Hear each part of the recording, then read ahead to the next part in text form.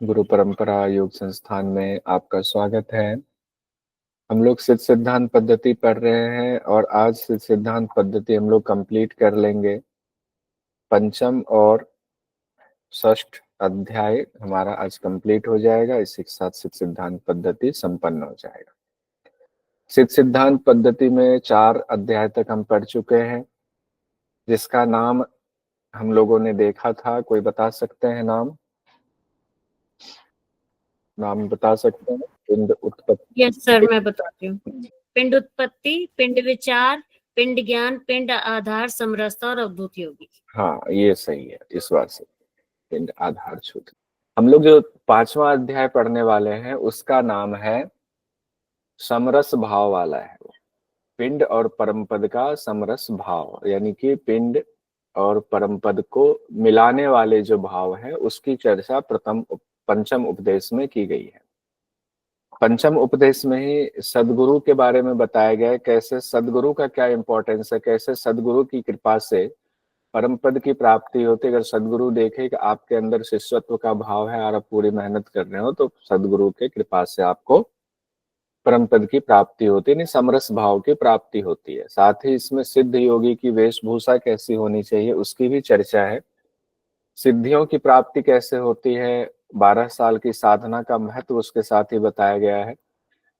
गुरुवंश परंपरा के 5 तरीके बताए गए हैं। गुरुवंश परंपरा के 5 तरीके, पंच महाभूत और उनके गुण देवता की चर्चा की गई है। एक योगी के क्या कर्तव्य हैं, एक सदगुरु के क्या लक्षण हैं वो भी बताया गया है। योग की 5 अवस्थाएं हैं, स्थूल, सूक्ष्म, कारण, तुरीय और तुरीयातीत, ये भी कहा गया है। गुरु गोरखनाथ जी सिद्ध सिद्धांत पद्धति के लेखक हैं। गुरु गोरखनाथ जी कहते हैं जो सिद्ध योगी है उसको चाहिए कि वो अपना जो उसका पिंड है, शरीर है, उसको क्रम से जानते हुए वो जो अनामा शक्ति है जिसको शिव कहते हैं, परमपद कहते हैं, उसके साथ में समरसता बिठाना है, एकता स्थापित करना है। यानी उस शिव के साथ में समरस हो जाना। समरस मतलब उनके रस में एक हो जाना, उनमें लीन हो जाना ही समरस है। उस परमपद को मन बुद्धि के द्वारा नहीं जाना जा सकता है, वाणी के द्वारा उस परम पद का वर्णन भी नहीं किया जा सकता है, उसको सिर्फ अनुभव किया जा सकता है, उसमें लीन हुआ जा सकता है। योग मार्ग के द्वारा आप उसमें लीन हो सकते हो, बाकी सब पाखंड का मार्ग है। जैसे अभी शिव संगीता की चर्चा हो रही थी कुछ देर पहले, पुंडलिक सर पढ़ा रहे थे, जिसमें भगवान शिव ने योग मार्ग को ही बताया है कि वही मार्ग जो है आपको मोक्ष दिला सकता है, बाकी सारे मार्ग कहा गया पाखंड के मार्ग है। एक आवेश, उत्तेजना उत्पन्न होता है, उस आवेश की वजह से शिव के साथ एक समरसता की विशेष अनुभूति होती है। जब आप योग मार्ग से आगे बढ़ते हैं, अपूर्व प्रकाश की अनुभूति होती है जब आप योग साधना करके शिव में मिलने के लिए तत्पर होते हैं, वहां पहुंचते हैं।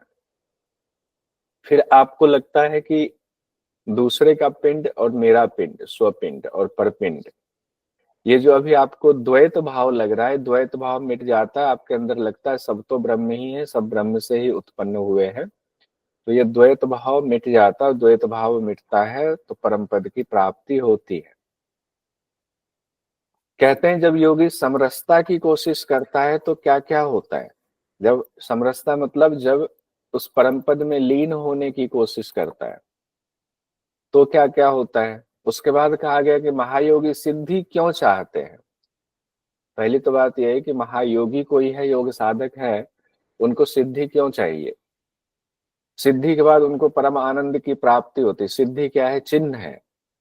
योग बीज में भी कहा गया जैसे बनारस जाना तो बनारस के दौरान जो चिन्ह आपको मिलते हैं, जो जगह मिलते हैं और तीर्थ मिलते हैं, तो उससे आपको लगता है कि आप सही रास्ते पर जा रहे हो, बनारस जो है उसके चिन्ह है, ये बनारस पहुंच जाएंगे। उसी तरह से सिद्धि जो है वो परम आनंद परम पद में मिलने से पहले के चिन्ह हैं। उन चिन्हों से योगी को पता लगता है कि हाँ, हम सही रास्ते पर जा रहे हैं।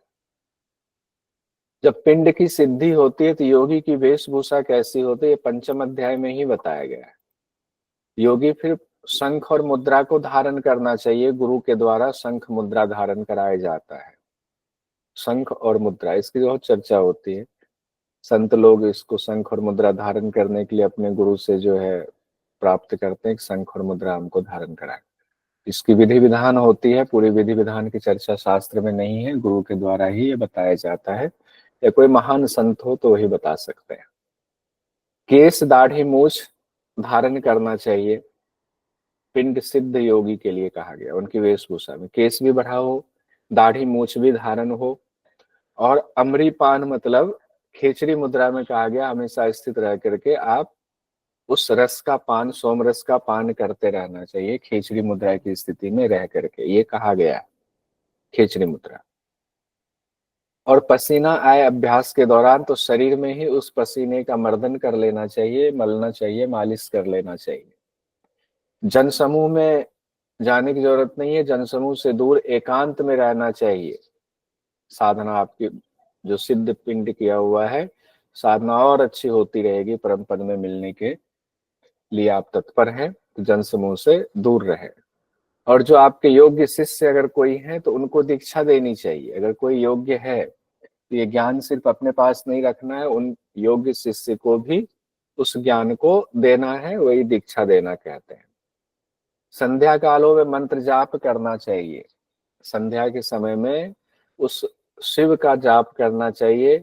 कहा गया भैरव की आराधना करनी चाहिए, भैरव की पूजा करनी चाहिए। लिखा हुआ भैरव की पूजा संध्या कालों में मंत्र जाप। कोपीन पहनना चाहिए। कोपीन होता है एक छोटा सा जो सूती का वस्त्र होता है, 4 अंगुल चौड़ा वाला। तो आप इस बार उसमें कुंभ में आपने देखा होगा बहुत सारे सन्यासी सिर्फ कोपीन पहन करके ही कुंभ में आए हुए थे। सिर्फ अंतः वस्त्र उसको कहा जाता है, अंतः अंग को ढकने के लिए। खड़ाऊ पहनना चाहिए। कंबल, छतरी, बेत का दंड रखना चाहिए। कंबल रहे आपके पास, एक छतरी और एक बेत का एक दंड रहना चाहिए। एक जलपात्र रहना चाहिए और भस्म से 3 रेखाओं वाला लंगोट, भस्म से 3 रेखाओं वाला तिलक बनाना चाहिए। कोपिन लंगोट में थोड़ा अंतर होता है। लंगोट थोड़ा, हालांकि रूप कह सकते हैं, लंगोट थोड़ा बड़ा होता है, कोपिन छोटा सा होता है। कोपिन को क्या करते हैं, वो उससे जो है बांध लेते हैं अपने जो कमरबंद होता है उससे। भस्म से 3 रेखाओं वाला तिलक बनाना चाहिए, उसको त्रिपुंड कहा गया है। और गुरु की वंदना करनी चाहिए। पिंड सिद्ध योगी की वेशभूषा के बारे में बताया जा रहा है। वेश धारण करने से परम पद की प्राप्ति सिर्फ नहीं होती है, वह योगी का परिचय मात्र कराता है। ये नहीं कि कोई भी ये वेश धारण कर ले तो योगी हो जाएगा, ऐसा नहीं है। कहा गया कि जो उस साधना में पिंड सिद्धि की स्थिति पर पहुंच गया उनको तो ये धारण करना ही करना, उनके लिए है। बाकी वेश धारण का कोई लक्षण, कोई अर्थ और नहीं रह जाता, कोई लाभ नहीं है कि हमने कर लिया, आज हम कर ले तो हम योगी हो गए, ऐसा नहीं होगा। इसके बारे में साफ साफ कहा गया है। उसके बाद 5वें अध्याय में सदगुरु की विशेषता बताई जा रही। ध्यान रखें, एक बार एग्जाम में आ गया, सदगुरु के बारे में किस अध्याय में बताया गया है, चर्चा किस अध्याय में है, तो 5वें अध्याय में ही सदगुरु के बारे में। हालांकि 6ठे अध्याय में भी सदगुरु के बारे में बताया गया है, लेकिन 5वें अध्याय में बहुत ज्यादा। 5वें अध्याय में जब बताएगा तो एग्जाम में आएगा तो 5वें अध्याय ही हमारा सही आंसर होगा, क्योंकि 5वें में तो बता दिया गया, 6ठे अध्याय में तो उसी को प्रोसीड किया जा रहा है। जो थोड़ा बहुत बचा हुआ है उसकी जानकारी और आगे जोड़ी जा रही है। पिंड सिद्ध हो जाने पर सभी सिद्धियां मिल जाती हैं, जो सिद्धियों की चर्चा हो रही थी, जिन्हें अनुभव करने से पूरा विश्व सिद्ध हो जाता है। उन सिद्धियों को जब आप महसूस करेंगे तो कहते हैं पूरा विश्व सिद्ध हो जाता है। और सिद्धियां अभ्यास करने से स्वयं ही प्राप्त हो जाती हैं। और अभ्यास कैसे करते हैं, तो गुरु की कृपा से, गुरु के बताए रास्ते पर अभ्यास करते हैं। तो मोटा मोटा ये निकल कर आता है कि सदगुरु की कृपा के बिना सिद्धियां नहीं मिल सकती। सदगुरु की कृपा के बिना सिद्धियां नहीं मिल सकती है। वेदांत उपनिषद आप कितना भी पढ़ ले, उनको पढ़ने से परम पद को नहीं जाना जा सकता। वेदांत उपनिषद को सिर्फ सुनने से, पढ़ने से। मैं ब्रह्म हूं, अहम ब्रह्मास्मि, ऐसे महावाक्यों को समझने से भी सिर्फ उस रहस्य को नहीं जाना जा सकता। जैसे हम सब पढ़ते हैं, हमारे लिए उपलब्ध है उपनिषद, और उपनिषद में हम पढ़ते हैं अहम ब्रह्मास्मि, तो क्या हम ब्रह्म हो गए? नहीं, उसके लिए उपाय करना पड़ेगा। सोहम अजपा से भी उस परम पद में नहीं मिला जा सकता है, उस शक्ति को नहीं जाना जा सकता है, उसे सिर्फ गुरु की कृपा से ही, सदगुरु की कृपा से ही जाना जा सकता है। सदगुरु की कृपा, बार बार ये कह रहा हूं, सदगुरु की कृपा, 5वें अध्याय में। अब योगी जो बन गए, योगी मतलब जिनका समरस भाव हो गया, जो लीन हो गए, उनकी विशेषता क्या है? कहते हैं योगी अब पूर्ण स्वतंत्र हो जाता है। अब परतंत्रता नहीं रहती। परतंत्र कौन होता है? जो इंद्रियों में लगा रहता है, वो परतंत्र है। योगी पूर्ण स्वतंत्र है, क्योंकि इंद्रियों से उनकी परतंत्रता खत्म हो गई, उस पर कोई बाहरी नियंत्रण नहीं होता है। बाहर से कोई चाहे अपने हिसाब से चला ले, नहीं, वो स्वतंत्र है, मदमस्त है, मलंग है वो। इस बार मलंग शब्द बहुत आया हुआ महाकुंभ में, जो सोशल मीडिया पर चला। मलंग, मलंग मतलब पूर्ण रूप से स्वतंत्र, मदमस्त, आनंद में लीन। वह स्वयं लीलावश कार्य करते हैं। कौन? जो योगी हो जाते हैं, वह अजर अमर हो जाते हैं। अजर अमर का तात्पर्य है कि शरीर अजर अमर नहीं होता है, वो आत्मा में अवस्थित हो गया तो अजर अमर हो गया। आत्मा अजर है, अमर है, आत्मा की मृत्यु नहीं होती है, इसीलिए अजर अमर शब्द आता है। दैत्य देवता भी उसे नहीं मार सकते हैं। अब जो आत्मा में अवस्थित हो गया, उसको कौन मार सकता है? अगर हमें कोई दुख पहुंचाता है तो हमें नहीं पहुंचाता आत्मा, हमारी इंद्रियों को कोई दुख पहुंचा रहा है, इसीलिए हम अभी दुखी हो जाते हैं। हम सब होते हैं, मैं भी होता हूँ, आप भी होते हैं। तो वो इंद्रियों के चक्र में फंसे हुए हैं, इसीलिए। और उस योगी की क्रियाएं भैरव की क्रिया के समान हो जाती है। भैरव की क्रिया एकदम मलंग वाली स्थिति हो जाती है। अब 12 साल का इंपॉर्टेंस बताया गया। गुरु की कृपा से 12 वर्षों में कैसे सिद्धि मिलती है। तो आपने देखा होगा, सुना होगा, अभी जो नागा बाबा लोग हैं, नागा बाबा मतलब दिगंबर, जो साधना करते हैं, दिगंबर प्रथा में है। सनातन साधु अलग अलग संन्यास के जो अखाड़े हैं, उसमें जिनके लिए एक नागा शब्द इस्तेमाल किया था, हालांकि पवित्र शब्द दिगंबर परंपरा है। तो उनकी आपने देखा कि जिनको इस बार दिगंबर परंपरा में जिनको दीक्षा दी गई, उन्होंने 12 साल उससे पहले उनकी साधना हुई। उस 12 साल में उनको पढ़ाया, समझाया गया और कहा गया कि अभी भी इंद्रियों के वश में हो तो वापस लौट जाओ घर, अभी भी हो तो लौट जाओ। और 12 वर्ष तक जो कठिन तपस्या करके उसको साधना कर लिया, उसके बाद उनको मिल गया कि अब जो है आप दिगंबर साधु हो गए। इसको नागा साधु कहते हैं। यहाँ पर उसी तरीके से हठयोग में भी 12 साल का महत्व है। वो कौन सी साधना करते हैं? हम लोग नागा साधु, नागा साधु, नागा बाबा कह तो देते हैं, उनसे इंटरव्यू ले तो लेते हैं, लेकिन उनसे उनकी साधना के बारे में हम शायद वो बताएंगे भी नहीं। बहुत से पूछने पर उनकी साधना के बारे में पूछने की जहमत भी नहीं उठाते। क्या साधना होती है, किस तरह की साधना होती है, वो भजन शब्द कह के आपको साइड कर देते हैं। भजन करते हैं, गुरु की साधना करते हैं, गुरु के बतवाए अनुसार चलते हैं। साधना अलग होती है। पहले साल में कहा गया, जो 12 साल की साधना हठयोग के ग्रंथ में गुरु गोरखनाथ जी बता रहे हैं, पहले साल अगर आप गुरु के हिसाब से साधना करते हैं तो रोगों से मुक्त हो जाते हैं।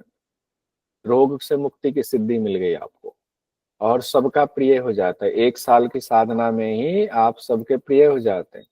दूसरे साल की साधना में वेद शास्त्रों के रहस्य का वक्ता हो जाता है। वेद शास्त्र में जो शाब्दिक जो मंत्र हैं, छंद हैं, उनका रहस्य जान जाते हैं। शाब्दिक अर्थ जानना अलग है, उसके रहस्य को जानना और फिर उसको समझाने की स्थिति में आ जाना, उसके लिए कहा गया वेद शास्त्रों के रहस्य का वक्ता हो जाते हैं। तीसरे साल में कहा गया शरीर दिव्य हो जाता है। हिंसक जंतु भी अब आपको कष्ट नहीं पहुंचा सकते। ऐसे ही थे एक देवराहा बाबा, वो भी ऐसे ही थे। चौथे साल में कहा गया भूख, प्यास, निद्रा, सर्दी, गर्मी के कष्टों से मुक्ति मिल जाती है। चौथे साल में भूख, प्यास, निद्रा, सर्दी, गर्मी के कष्टों से मुक्ति मिल जाती है। दूर के शब्द सुनने की क्षमता आ जाती है चौथे साल की साधना पर। 5वें साल की साधना में वाक सिद्धि आ जाती है। वाक सिद्धि मतलब जो बोलेंगे हो जाएगा। उतना ही नहीं, परकाया प्रवेश की क्षमता आ जाती है, दूसरे के शरीर में प्रवेश करने की क्षमता आ जाती है, परकाया प्रवेश। 6ठे साल की साधना में शस्त्र भी नहीं काट सकता, वज्रपात का भी असर नहीं होता है। अब इसका शाब्दिक अर्थ तो वज्रपात और शस्त्र नहीं काट सकते, हम यही लगाते हैं। इसके आध्यात्मिक अर्थ क्या है, जब तक इस साधना में आप अंदर नहीं जाओगे, गुरु आपको समझाएंगे नहीं, तब तक इसका अर्थ सिर्फ व्याख्या में यूं ही कह देना काफी नहीं होगा। तो परीक्षा की दृष्टि से ये आप ध्यान रख लीजिए बस। 7वें साल में कहा गया वायु के समान वेग वाला हो जाता है। जैसे वायु का वेग होता है उसके समान वेग वाला 7वें साल में अगर आपने साधना को सिद्ध कर लिया तो अब पृथ्वी के आधार की आपको जरूरत नहीं होगी, पृथ्वी के आधार के बिना ही आप चल सकते हैं। 8वें साल में अष्ट सिद्धि मिल जाती है। अष्ट सिद्धि की चर्चा की 8वें साल में, अष्ट सिद्धि। 9वें साल में वज्र के समान दृढ़ हो जाता है। 9वें साल में वज्र के समान दृढ़ हो जाता है, आकाश विचरण की क्षमता आ जाती है। ऊपर वायु के समान वेग वाला कहा गया, उसके बाद नीचे 9वें साल में आकाश विचरण की क्षमता आ जाती है। 10वें साल में कहा गया वायु से भी अधिक तीव्र गति वाला हो जाता है। वायु का वेग तो है, उससे भी अधिक तीव्र गति वाला हो जाता है। 11वें साल में कहा गया पूर्ण सर्वज्ञ और अनंत सिद्धियों से युक्त हो जाता है। पूर्ण सर्वज्ञ और अनंत सिद्धियों से युक्त हो जाता है 11वें साल। और अंतिम 12वें साल में कहा गया शिव के समान निर्माण और संहार करने में समर्थ हो जाता है। शिव क्या कर रहे हैं, अपनी ही शक्तियों से सृष्टि का निर्माण कर रहे हैं और फिर उसको लय करके सृष्टि, उनका लय हो जाता है तो उसी को सृष्टि संहार कहा गया। यानी आप भी अपनी सृष्टि का लय कर सकते हैं, अपनी सृष्टि को बढ़ा सकते हैं, वो क्षमता 12वें साल में आ जाती है। और ये सब कैसे होता है, सदगुरु के प्रभाव से होता है। उन्हीं के बताए रास्ते पर चलने से 12 वर्षों में जो अलौकिक शक्तियों की चर्चा की गई है वो शक्तियां प्राप्त होती हैं। और जब 12 वर्ष में शक्तियां प्राप्त हो जाती हैं गुरु की कृपा से, तो तीनों लोकों में भैरव के समान आप पूजनीय हो जाते हैं। इसके बाद गुरुकुल की 5 परंपराएं बताई गई है। गुरुकुल की 5 परंपरा बताई गई है। कौन सी परंपरा है, आईनाथ की परंपरा, विलेश्वर परंपरा, विभूति परंपरा, नाथ परंपरा, योगीश्वर परंपरा। अब जो भगवान शिव के शिष्य हुए, उनको मानने वाले हुए, जो गुरु गोरखनाथ के शिष्य हुए, और भी बहुत सारे, गुरु गोरखनाथ जी ने या मत्स्येंद्र नाथ जी ने सिर्फ एक ही शिष्य तो बनाए नहीं होंगे, बहुत सारे शिष्य उन्होंने बनाए। तो बहुत सारे शिष्य जो है उनको कहा कि अब आप जाए अपना शिष्य बनाए। तो अपना शिष्य जो वो बनाएंगे तो वो अपनी एक विशेष परंपरा चलाएंगे, क्योंकि हम लोगों ने जाना हुआ है, अठ्युक के ग्रंथों में पढ़ा है कि लय के 1.25 करोड़ तरीके बताए गए हैं, इतने तरीके हैं। तो हर आदमी अपने हिसाब से जो है, जिसको जो रुचता है, जो गुरु ने बताया वो उस हिसाब से वो लय यानी समाधि की तरफ बढ़ता है। उसी तरीके से जितने गुरु हैं वो अपने शिष्यों की क्षमता को देख करके गुरु परंपरा चलाते हैं, कौन सी किस जगह पर रह रहे हैं, वहाँ के शिष्य किस तरह के परंपरा चलाएंगे। तो उसी में ये 5 परंपरा की चर्चा की गई है 5वें अध्याय में सिद्ध सिद्धांत पद्धति में। आईनाथ की परंपरा उदयनाथ नाम से संबंधित है। उदयनाथ एक योगी हुए, उन्होंने जो परंपरा चलाई उनको आईनाथ की परंपरा कहेगी। उसमें कुछ विशेष बातें रही होंगी जिसकी चर्चा यहाँ पर नहीं है, उनकी कुछ विशेष परंपरा होंगी जिसकी चर्चा यहाँ नहीं की गई है। बिलेश्वर परंपरा के बाद कही गई है। बिलेश्वर परंपरा में है कि ये दिगंबर होते हैं। बिलेश्वर परंपरा में दिगंबर मतलब वही नागा साधु होते हैं। इस परंपरा में दीक्षित शिष्य को दिगंबर होते हैं, मतलब उनका भभूत ही उनका वस्त्र होता है, भभूत ही उनके वस्त्र है।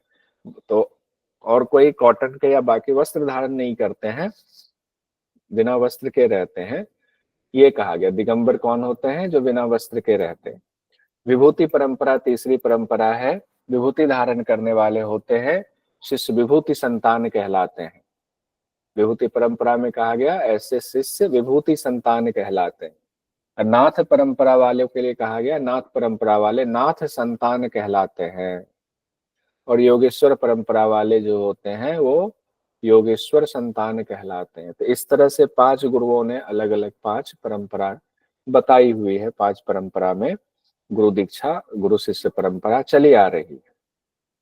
सभी गुरु परंपराओं की अलग अलग विशेषताएं होती हैं। अनेक गुरु परंपराओं के कुछ लोग आत्मज्ञान से परिचित ही नहीं है, सिर्फ वेश धारण किए हुए हैं, जो इनके उसके अलावे कहा गया बहुत सारे और भी गुरु परंपरा है उसमें आत्मज्ञान से परिचित नहीं है सभी लोग, सिर्फ वेश धारण किए हुए हैं और योग का व्यापार कर रहे हैं, दूसरी गुरु परंपराओं की निंदा करते हैं। जैसे ही कोई दूसरी गुरु परंपराओं की निंदा करे, इसका मतलब है कि वो योग का सिर्फ व्यापार कर रहे हैं, योग मार्ग से द्वेष रखते हैं। ऐसे लोग भी हैं अनेक परंपराओं को।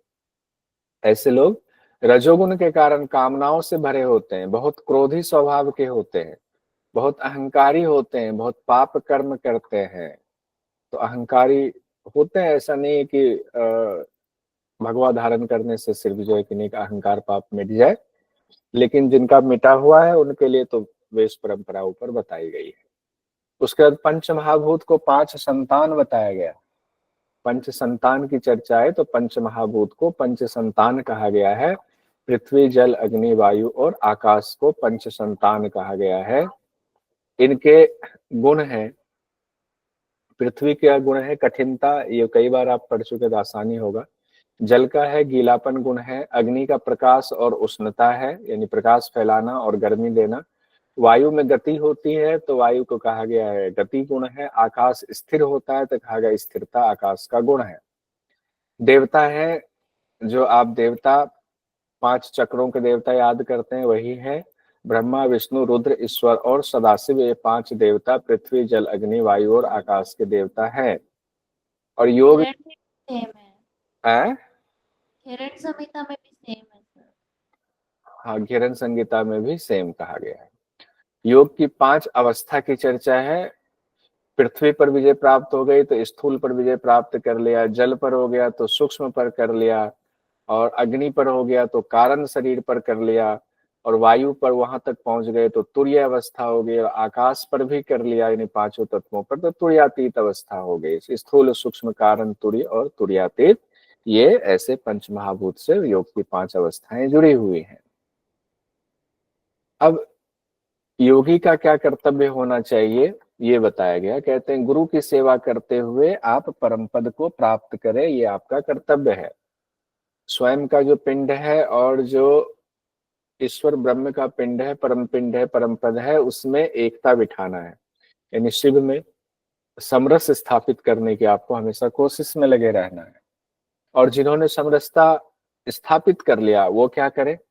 अब उनके लिए कोई विधि विधान शेष नहीं रह गया, क्योंकि अंतिम लक्ष्य तो वही था। वो विधि विधान आपने कर लिया, अब गुरु का आदेश निर्देश, भगवान शिव का निर्देश जो होगा, आप उस अवस्था में पहुंच जाते हैं, आपको सब पता होता है हमें क्या करना है क्या नहीं करना है।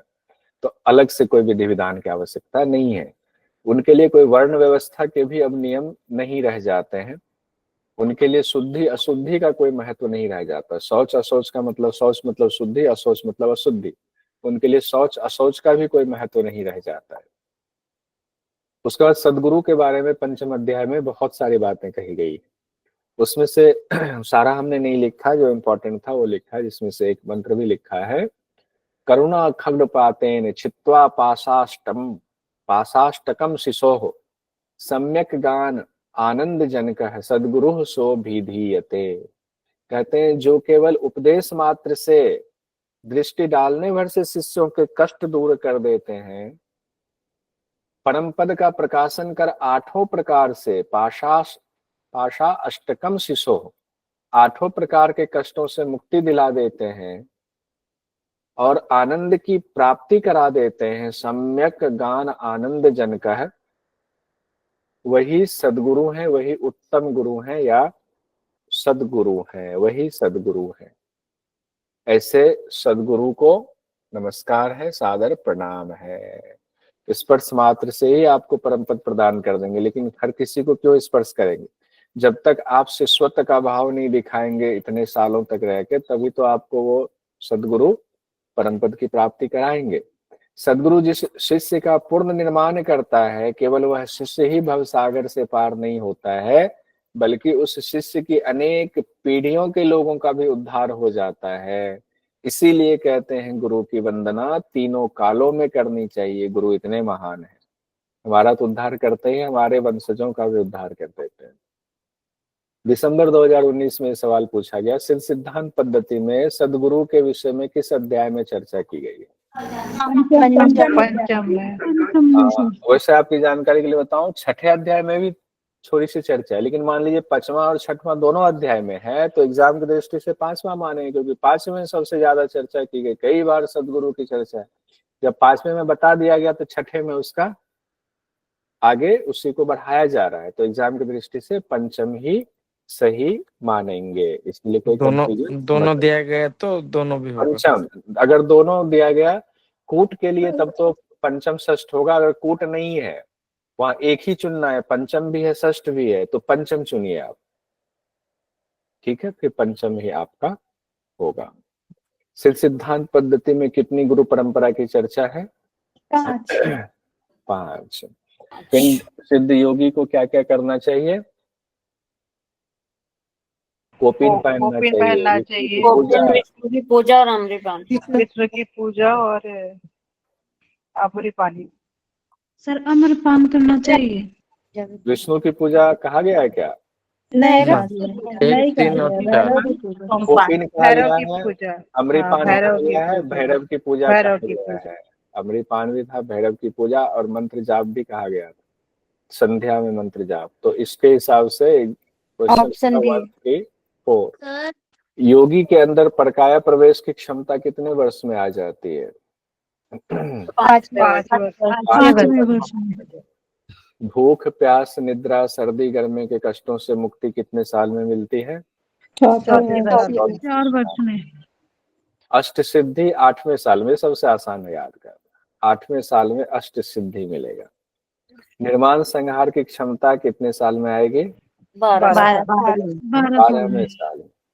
और ये पांचों तो तत्व याद ही होगा, इन किस तत्व के कौन देवता है, इसमें समय नहीं गवाएंगे, कई बार याद कर चुके हैं। सिद्ध सिद्धांत पद्धति में योग की कितनी अवस्था बताई गई है?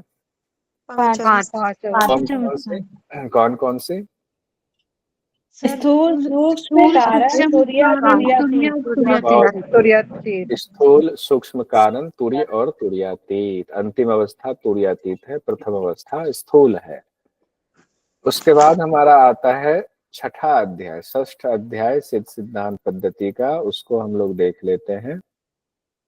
छठा अध्याय है जिसका नाम है अवधूत योगी के लक्षण। अवधूत योगी की चर्चा छठे अध्याय यानी अंतिम अध्याय में है। अंतिम अध्याय में ये एग्जाम में आता है, अवधूत योगी के लक्षण कहाँ बताए गए हैं और अवधूत योगी के कौन कौन से लक्षण होते हैं।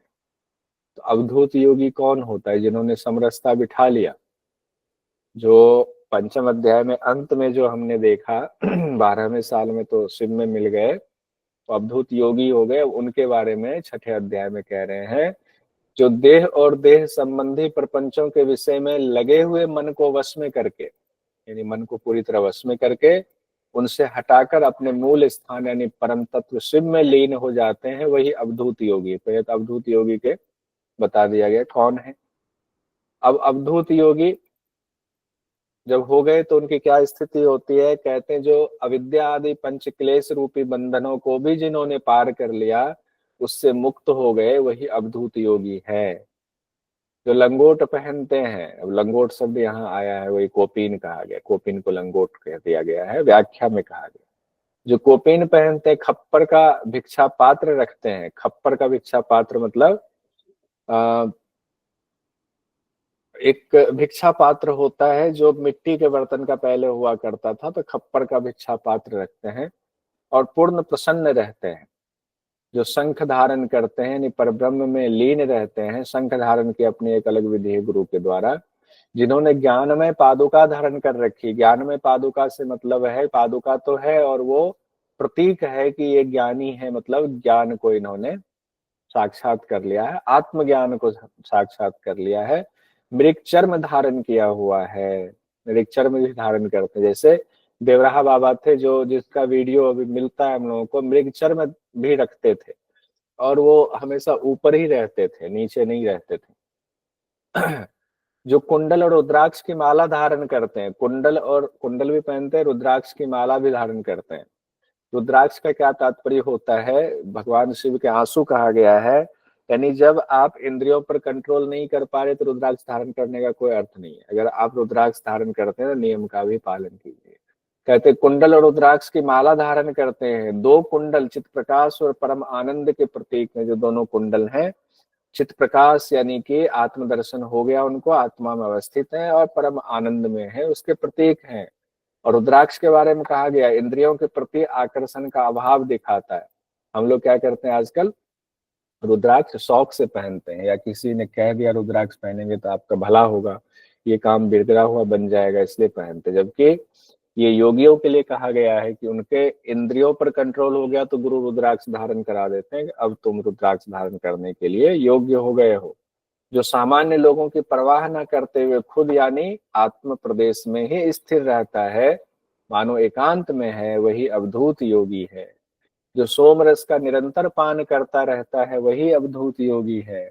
जो कभी भोगी के समान व्यवहार करता है, कभी योगी के समान व्यवहार करता है, कभी पिशाच के समान बिना वस्त्र के रहता है, कभी राजा सा व्यवहार करता है, कभी गुरु के समान व्यवहार करता है। ये बड़ी बात कही गई है, इसको ध्यान रखिएगा, समझने वाली बात है।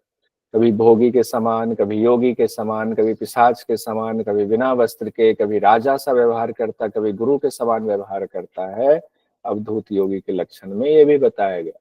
इतना ही नहीं, अवधूत योगी चारों आश्रमों में, ब्रह्मचर्य, गृहस्थ, वानप्रस्थ, सन्यासी में एक साथ चारों आश्रमों में अवस्थित रहता है। ब्रह्मचर्य मतलब जो ब्रह्म ज्ञानी होकर ब्रह्म में विचरण करता है वह ब्रह्मचारी है, तो सारे अवधूत योगी होते हैं। गृहस्थ कहा गया जिस योगी की नित्य पूर्णता गृहिणी है और अचल आकाश जिसका घर है, जो इन दोनों में निवास करता है वो गृहस्थ है, जो पूर्ण है। हम उस आत्मा से ही पूर्ण है, उनके लिए गृहस्थ वही, हम गृहस्थ अवस्था हमारी वही है, यानी जो अवधूत योगी उनकी बात। वानप्रस्थ मतलब जो आत्मज्ञान रूपी प्रकाशमयी अंतःकरण रूपी वन में विचरण करते हैं, प्रस्थान कर लेते हैं। यानी सब जगह बात एक ही कही गई है, उसी को घुमा के अलग तरीके से कहा गया है। जो उस आत्मा के ज्ञान रूपी प्रकाश के वन में चला गया है वही वानप्रस्थी है, वो अवधूत योगी है। मृग के समान वन में निवास करने से कोई वानप्रस्थी नहीं हो जाता कि जंगल में रह रहे। सन्यासी कैसे है ये अवधूत योगी, कहते हैं जिनके अंतःकरण में जीवात्मा पिंड और परमात्मा पिंड का समरस बना रहता है, वही सन्यासी हो गए। तो चारों अवस्थाओं में एक साथ रहते हैं। साथ ही अवधूत योगी के लिए कहा गया त्रिदंडी होते हैं, 3 दंड धारण करते हैं। सन्यासियों का एक समूह होता है जो प्रतीक रूप में बांस का 3 दंड धारण करता है, जिसका अर्थ है माया, अंतःकरण, मन आदि को वश में कर लिया है जिन्होंने। अपने अखंड आत्म स्वरूप में वो योगी पर्वत के समान अचल होते हैं। क्यों? क्योंकि 3 दंड धारण करना किसका प्रतीक है? माया को जीत लिया, अंतःकरण को जीत लिया, मन आदि को वश में कर लिया हुआ है, तभी वो त्रिदंडी कहे जाते हैं। सिर्फ 3 धारण हम भी अपने नीचे 3 दंड धारण कर ले, यानी कि अपने आर्मपिट में 3 बांस रख लें तो हम त्रिदंडी नहीं हो जाएंगे। वो गुण भी होना चाहिए। जिन्होंने चंचल चित्त मन को नियंत्रण कर लिया, सिर्फ चंचल चित्त को ही नियंत्रण किया है, उनको एक दंडी कहा जाता है। माया अंतःकरण को पूरा नियंत्रण नहीं किया, सिर्फ चंचल चित्त को नियंत्रित किया है, उनको एक दंडी कहा जाता है। उनको गुरु सिर्फ बांस के प्रतीक के रूप में एक दंड धारण कराते हैं। अवधूत योगी, अब आगे कहा गया अवधूत योगी के लिए शैव, तापस, पाशुपत, काल, मुख, लिंगधारी, निर्माणी, कापालिक, महाव्रती, शाक्त, उपासक शब्द का इस्तेमाल किया गया। ये एग्जाम में आ सकता है, इसको इम्पोर्टेंट मैं नोट कर देता हूं। अवधूत योगी के लिए शैव, तापस, पाशुपत, कालमुख, लिंगधारी, निर्वाणी, कापालिक, महाव्रती, शाक्त, उपासक शब्द का इस्तेमाल किया जाता है। शाक्त किसको कहते हैं? जो चित्त को स्थिर कर समाधि में स्थिर होकर अपने सच्चिदानंद स्वरूप में अवस्थित रह हो जाते हैं, वही शाक्त हैं। हालांकि सबका अर्थ वही है कि सो समाधि में जो शिव से मिल गए, परम पद में मिल गए, सब अवधूत योगी, तो उन्हीं के लिए अलग अलग नाम कहा गया। पंचमकार कहा गया, 5 मोक्ष देने वाले, पंचमकार शब्द आया हुआ है, 5 म। ओके, कोई बात नहीं। पंचमकार, मां से, मां मतलब एक मकार हुआ, तो 5 मां से ही जुड़े हुए 5 शब्द, मध्य, मुद्रा, मीन, मांस, मैथुन, ये 5 मोक्ष देने वाले। कैसे? कहते हैं मध्य, साधना के फलस्वरूप विकसित पूर्ण ज्ञान, उसी में मस्त रहना मध्य है। मदिरा पान करना मध्य नहीं है। मुद्रा, मुद्रा का अर्थ है मति यानी विवेक में स्थित रहना। मीन का अर्थ है माया को एकदम पार कर लेना, ये मोक्ष देने वाले हैं। मांस कहा गया जीव का मन का भक्षण यानी मन का ही विलय कर लेना। मांस का मतलब यहाँ नहीं मांस खाने से, जीव को कहा गया है कि जीव का भक्षण, जिह्वा का भक्षण कर लेना। जिह्वा का भक्षण मतलब अपने स्वाद को ही खत्म कर लिया, विलय कर दिया। तो स्वाद भी मन से जुड़ा हुआ है, तो मन का विलय कर दिया। मैथुन कहा गया स्वपिंड का परम पिंड में मिला देना, समरस कर देना मैथुन है। मैथुन मतलब मिलन होता है। किसका मिलन? अपने पिंड का उस शिव के पिंड में, शिव में मिलन कर देना मैथुन है। ये पांचों याद रखिएगा, ये भी इंपॉर्टेंट है पंचमकार।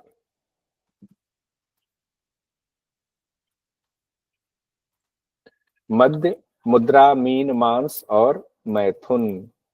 अब उसके बाद उपासकों के प्रकार बताए गए हैं कि उपासक कितने प्रकार के होते हैं। वैष्णव उपासक होता है, भागवत होता है, भेदवादी होता है, पंचरात्रिक होता है, सदाजीवी होता है, सात्विक होता है, सूक्ष्म सात्विक है, सत्यवादी है, कलंकी है, छपनक उपासक है, सिद्ध है, योगिराट है। इतने प्रकार के उपासक बताए गए कि आप साधना इतने, सिर्फ एक ही तरह से साधना नहीं हो रही, इतने तरीकों से साधना हो रही। कोई वैष्णव कहे गए, वैष्णव के अलग जो है हमने इस बार देखा सुना है, जितने अखाड़े आए थे वैष्णवों के अलग जुड़े हुए हैं, सन्यासियों के अलग जुड़े हुए हैं, सबका अपना पंथ बना हुआ है। मतलब इतना ज्ञान सनातन में है कि अलग अलग मानने वाले हैं।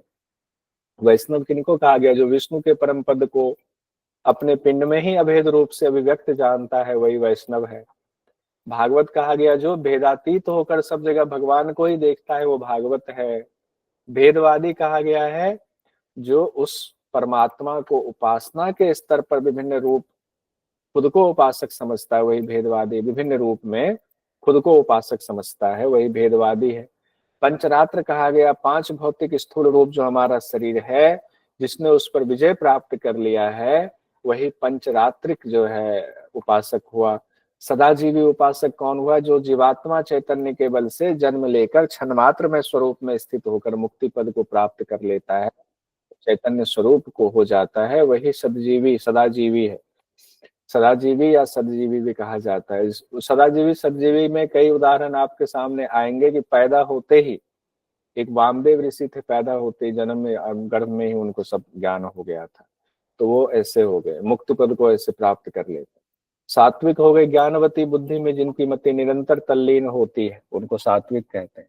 सूक्ष्म सात्विक हुआ जो शक्ति शिव रूप परमात्माओं को तत्व से जान लेता है, परमात्मा को तत्व से जान लेता है, वह सूक्ष्म सात्विक होता है।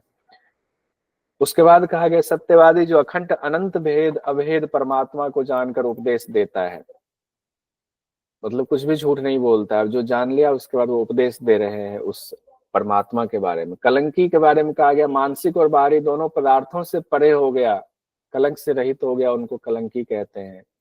खनपक के बारे में कहा गया राग द्वेष का उन्मीलन कर वृत्तियों का निरोध कर लेता है, वो क्षणपक कहा गया। योगिराट कहा गया शक्ति और शिव में एक के भाव दृढ़ करने वाला सिद्ध योगिराट होता है। एक गुरु मिल जाए, वो जैसा बताए वैसा ही करना है, एग्जाम की दृष्टि से ये सब देखना है बस। सदगुरु कौन है बताया गया है। अब छठे अध्याय में देखिए, हमने कहा सदगुरु की चर्चा आएगी छठे अध्याय में भी, यहाँ है सदगुरु कौन है, उनके बारे में कहते हैं जो योगी विभिन्न मत दर्शन के ब्रह्म विषय चिंतन का समन्वय करते हुए उपदेश करता है, वह अवधूत सदगुरु ही सबका आदरणीय है। अब सदगुरु के बारे में इतनी चर्चा पंचम उपदेश में कर दी गई है, यहाँ भी थोड़ा सा सदगुरु के बारे में बताया गया। अद्वैत वेदांती अनेक प्रकार के रूखे तत्व देते हैं, यानी उनकी बुद्धि तीव्र माया से ग्रस्त होती है। जो बहुत सारे विद्वान होते हैं ना, दूसरों को गलत कह के सिर्फ अपने बारे में ही सही कहते थे। यहाँ अद्वैत वेदांती के बारे में भी जो है गोरखनाथ जी ने उनको भी कहा गया है कि अनेक प्रकार के रूखे तर्क देते हैं, बड़ा जो है दिल को टच करने वाले, दिल को छलनी करने वाले ऐसे तर्क देते हैं। तो कहते हैं दरअसल उनकी बुद्धि तीव्र माया से ग्रस्त है, इसीलिए वो ऐसा करते हैं। जो वैशेषिक दर्शन वाले हैं वो क्या करते हैं, बुद्धि द्वैतवाद के चक्कर में उनका फंसा हुआ है कि ब्रह्म अलग और जीव अलग है। कुछ दार्शनिक ऐसे होते हैं जो भेदभाव में से परेशान होते हैं, चारवाक वगैरह है, इस तरह के लोग वास्तविक तत्व ज्ञान से वंचित रह जाते हैं, इसीलिए सदगुरु का सहारा लेना चाहिए। सदगुरु के बारे में कहा गया, कहते हैं अज्ञानी जो लोग हैं वो दुख का भार ढो रहे हैं। अज्ञानी किनको कहा गया है? कहते हैं यज्ञ आदि करने वाले, व्रत करने वाले, तपस्या करने वाले, स्वर्ग की कामना से तीर्थ यात्रा करने वाले, मंत्र जाप करने वाले, स्थायी मौन रखने वाले, ये सतपथ से वंचित रह जाते हैं, उस आत्मज्ञान से वंचित रह जाते हैं। जो साधक रेचक पूरक कुंभक द्वारा नारी शोधन करके हृदय कमल में चित्त को पूर्ण स्थिर कर लेते हैं, समाधि में स्थिर हो जाते हैं, उसके अंदर ओंकार रूप ज्योति स्वरूप आज्ञा चक्र में अनादि अनंत परमेश्वर का दर्शन करते हैं, उन्हें भी परम शिव पद प्राप्त नहीं होता है। इतना कुछ कर लिया आपने, ओंकार ज्योति को भी देख लिया आपने, अंदर ओंकार रूप ज्योति को देख लिया, अनादि अनंत परमेश्वर का दर्शन भी कर लिया, लेकिन परम शिव पद प्राप्त नहीं होगा। क्यों? क्योंकि बिना गुरु के नहीं होगा। चक्र ध्यान करने वाले साधकों को भी मोक्ष नहीं मिलता है। चक्र ध्यान भी आपने कर लिया, उनको भी मोक्ष नहीं मिलेगा जब तक गुरु का आशीर्वाद नहीं होगा। कुंडलिनी जागरण कर लेने वाले को भी, वज्रोली मुद्रा से बिंदु को खींच लेने वाले को भी मोक्ष नहीं मिल पाता है। खेचरी मुद्रा के द्वारा अमृत पान करने वाले योगी को भी परम पद प्राप्त नहीं होता है। शक्ति चालिनी मुद्रा से कुंडलिनी जागृत कर उसे सहस्रार तक ले जाते हैं, उन्हें भी मोक्ष नहीं मिलता है। तो कैसे मिलेगा? ये सब साधना, इसका मतलब नहीं है साधना का महत्व नहीं है, साधना का महत्व है, लेकिन सदगुरु के बताए रास्ते पर चल करके जब आप इस साधना को प्राप्त करेंगे तभी परम पद प्राप्त हो सकता है। सिद्ध संप्रदायों की साधना की विधि सिद्ध विधि है। इस मार्ग से साधना करने पर आपको तत्काल फल की प्राप्ति हेतु विश्वास उत्पन्न होता है, इसीलिए सदगुरु की जरूरत है। उसके बाद सिद्ध सिद्धांत पद्धति का ज्ञान किसको दे? सिद्धों के बताए इस जो सिद्धांत है इसका ज्ञान किसको दें? गुरु गोरखनाथ जी कहते हैं सिर्फ उन्हीं शिष्यों को इसका ज्ञान करना चाहिए जो आपके शिष्य हैं। सिर्फ उन्हीं को करना चाहिए जो आपके शिष्य हैं, जिनमें आपने कर लिया कि इनके अंदर श्रद्धा है, भाव है, ये करेंगे। अन्य किसी को नहीं करना चाहिए। अगर जन सामान्य सामने हो तो शिष्य को भी उनके सामने शिक्षा नहीं देनी चाहिए। किसी को स्नेह बस कि नहीं नहीं बहुत अच्छा है, अच्छा इसको दे दिया, नहीं, डर के भय से किसी ने डरा दिया आपको कि नहीं दोगे तो तुमको फांसी पर चढ़ा देंगे, नहीं। लोभ मोह में पड़ के कि राजा बहुत संपत्ति दे देंगे, चलो दे देते हैं, नहीं। मित्रता में कि कोई मित्र है उसको दे देते हैं, शास्त्र का उपदेश नहीं करेंगे। अपने पुत्र को भी नहीं करेंगे, तब तक नहीं करेंगे जब तक वह शिष्य ना बन जाए, तब तक नहीं करेंगे। कितनी बातें कही गई है सिद्ध सिद्धांत पद्धति में। देवराहा बाबा थे, उनके शिष्य थे, अपने शिष्यों को वो आम लोगों के सामने कभी नहीं, जब सब आम लोग चले जाते थे तब वो अपने शिष्यों को बताते थे हठ योग का ज्ञान। जो दयालु हो, स्थिर चित्त वाला हो, घृणा लज्जा लालच से परे हो, ईर्ष्या अभिमान छल से पूर्णतया रहित हो, उन्हें उसका उपदेश करना चाहिए। यानी कि जो शिष्य है उस शिष्य की क्वालिटी बता रहे हैं, दयालु हो, स्थिर चित्त वाला हो, घृणा लज्जा लालच से उनके अंदर ना हो, ईर्ष्या ना करने वाला, अभिमान करने वाला ना हो, छल वाला ना हो, उनको उपदेश करे। दूसरों की निंदा करने वाले, दुराचारी, गुरु पत्नी के साथ गलत व्यवहार करने वाले, दुष्ट, जिन्हें निद्रा और झगड़ा प्रिय है, ऐसे लोगों को इस ज्ञान का उपदेश नहीं करना चाहिए। सिद्ध सिद्धांत पद्धति का, सिद्धों के सिद्धांत को दुष्ट जनों से छिपा करके ही रखना चाहिए। जो इस विद्या की रक्षा नहीं करता, जिस किसी को भी ज्ञान बांटता रहता है, उसके सिर पर भूचरी, खेचरी, साकरी, निशाचरी देवियों और सिद्ध भैरवों का साप लगता है। अतः यत्न पूर्वक इस ज्ञान की रक्षा करनी चाहिए। जो व्यक्ति भक्ति पूर्वक आदिनाथ भगवान को प्रणाम करके सिद्ध सिद्धांत पद्धति को लिखकर पढ़ता है, वह परम गति मोक्ष को प्राप्त करता है। तो ये मत सोचिए हम लोग पढ़ रहे हैं तो कोई अन्याय कर रहे हैं। इसमें ज्ञान सिर्फ शाब्दिक ज्ञान है। गुरु से जो ज्ञान की बात हो रही है उसके बारे में यहाँ चर्चा है, ज्ञान की चर्चा हो रही है। अब देखिए क्वेश्चन जुलाई 2022 में पूछा गया, सिद्ध सिद्धांत पद्धति के अनुसार अवधूत योगी के लक्षण किस उपदेश में वर्णित हैं? षष्ठम वर्णित है। तकरीबन हम लोगों ने PYQ भी सारे कर लिए हैं।